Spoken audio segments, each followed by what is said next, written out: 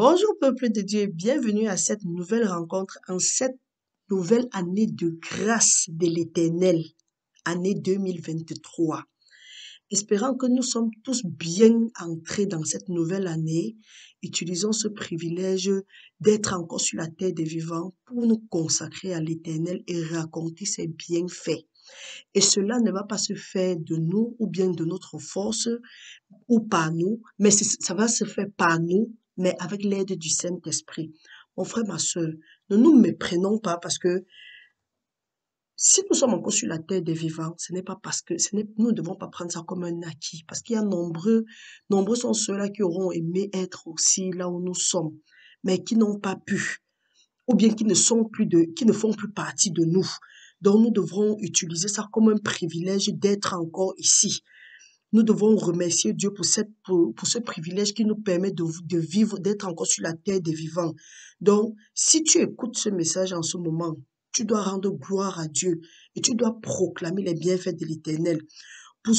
La parole de Dieu nous dit dans Ecclésiaste 9, du verset 4 à 6, il dit, pour ceux qui vivent, il y a de l'espérance. Et même un chien vivant vaut mieux qu'un lion mort.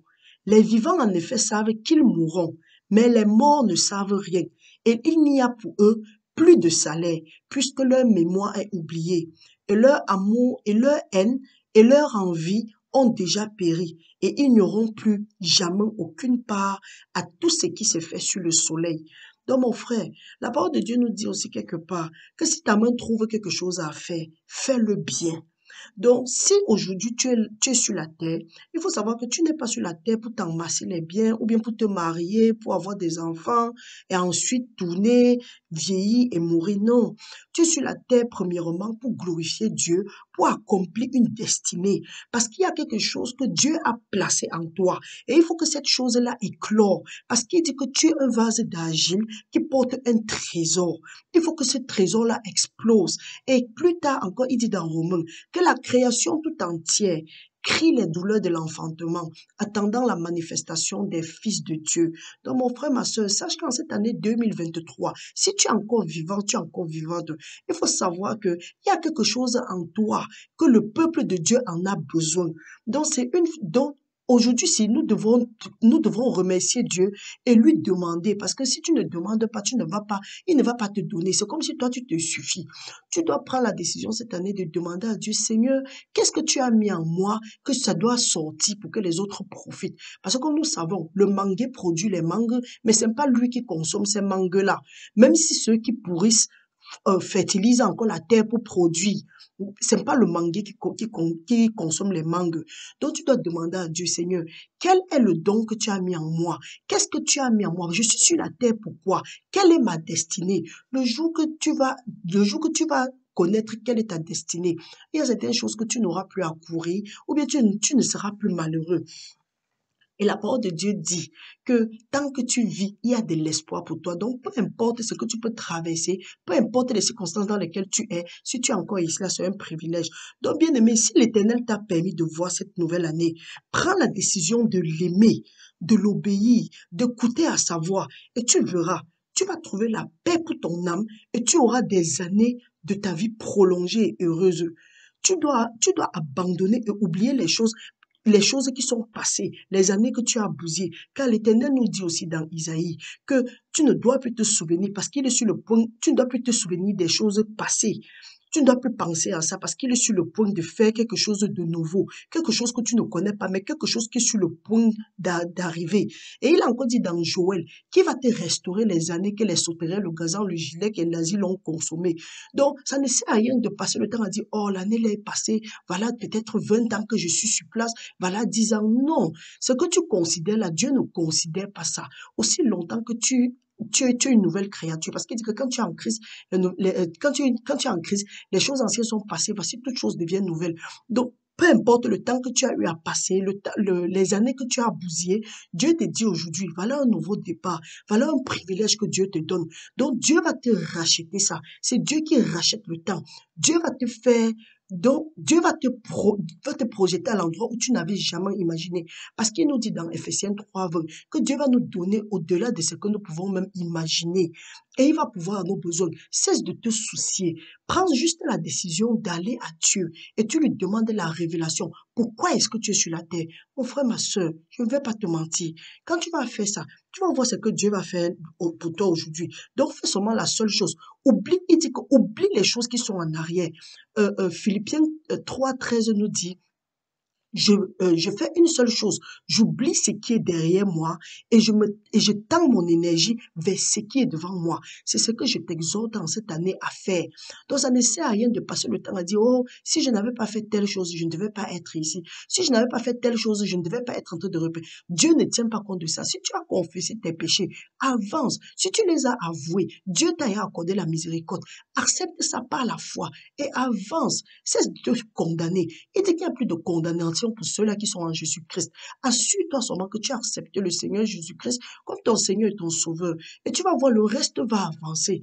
Et débarrasse-toi de tout ce qui peut te voler ta joie, ta paix et entraver ta relation avec Dieu. Et prends les nouvelles résolutions. Car sa parole dit que à tes résolutions va suivre le succès. Sur ton sentier va briller la lumière. Que cette nouvelle année, en cette nouvelle année, que tu accomplis ce que tu ne pouvais pas accomplir et qu'à la fin de l'année 2023, que tu dises que oui, j'ai combattu le bon combat, comme Paul a dit, que j'ai combattu le bon combat en 2023, j'ai semé des bonnes graines, la victoire et le partage et la bonne moisson sont mon partage au nom de Jésus-Christ. Donc ça ne sert à rien de passer le temps à te lamenter. Et il faut savoir, peu importe le nombre de joyeux, de bonnes années, d'années de prospérité, de ceci que les gens peuvent te souhaiter. Oui, ça c'est une prophétie qu'ils ont placée dans ta vie. Mais ce que tu dois faire, tu dois respecter les commandements de Dieu pour que cette année soit une année de grâce pour toi. Parce que Dieu a déjà dit que c'est une année de grâce. Donc c'est maintenant à toi de demander à Dieu de te conduire dans les verts pâturages, dans les sources d'eau. Si tu ne demandes pas, ne crois pas que Dieu n'intervient pas dans nos affaires comme ça. Tu dois demander. C'est pourquoi il dit dans Matthieu 7:7, demandez et vous allez recevoir. Donc, ce que nous allons faire pour le début de cette année, nous allons faire une prière aussi pour demander l'aide à Dieu. Parce que sans lui, nous ne sommes rien. Et il a dit que ce n'est ni par la force, ni par la puissance, mais c'est par l'Esprit de Dieu. Donc, mon frère, ma soeur, ensemble, prions pour cette année, que Dieu nous vienne en aide, que l'Éternel, notre Dieu, qu'il circoncis nos cœurs, le cœur de notre postérité, afin que nous l'aimions et que nous vivons heureux sur cette terre des vivants. Qu'il combatte nos ennemis et brise le spectre de la méchanceté dans nos vies. Qu'il nous aide à revenir vers lui, à obéir à sa voix et à mettre en pratique ses commandements. Que le Seigneur nous comble en faisant prospérer le travail de nos mains, de nos entrailles, de notre troupeau, de notre sol, qui prennent plaisir à notre bonheur comme ils prenaient plaisir à celui de nos pères, tels que Abraham, Isaac et Jacob, dans l'optique d'être délivrés, d'avancer vers notre destinée divine qu'il avait prévue pour nous avant la fondation du monde. Nous lui demandons de nous donner son esprit de sagesse, d'intelligence, de conseil, de force, de connaissance et de crainte de lui au nom de Jésus-Christ. Que son esprit de révélation abonde en nous en cette nouvelle année 2023 afin que nous ayons l'intelligence pour surmonter les difficultés auxquelles nous faisons et que nous ferons face. Qu'il nous guide afin que nous prenions toujours les bonnes décisions qui vont le glorifier.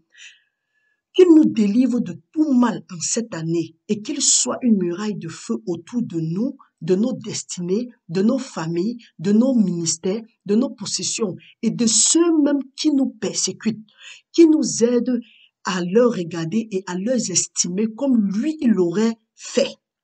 Que toute malice, arrogance, orgueil, voix du mal, bouche perverse, les mains qui répandent le sang innocent et tout ce qu'il hait reste loin de nous au nom de Jésus-Christ. Qu'il nous préserve de tout mal en cette année et dans le futur. Nous prenons la décision de faire de lui notre priorité, de l'aimer, de l'obéir et de le servir à partir de maintenant. Nous lui prions de nous donner cette force et de nous donner cette force, de nous donner un cœur de chair sur lequel seront gravées les paroles de vie, afin que nous méditons nuit et jour pour ne pas pécher contre lui. Et qu'à la fin, que la gloire lui revienne, lui et lui seul. Nous couvrons nos vies, nous lui demandons de couvrir nos vies, de nous garder à l'ombre de ses ailes, maintenant et pour l'éternité. Et qu'à la fin, comme nous l'avons dit, que la gloire lui revienne dans le nom puissant de Jésus-Christ, nous avons prié. Amen. Bien-aimé, reste béni et nous nous retrouvons à la prochaine. Je remercie le Seigneur pour ta vie et pour cette année, nous allons faire le voyage ensemble. Reste béni au nom puissant de Jésus-Christ. Amen.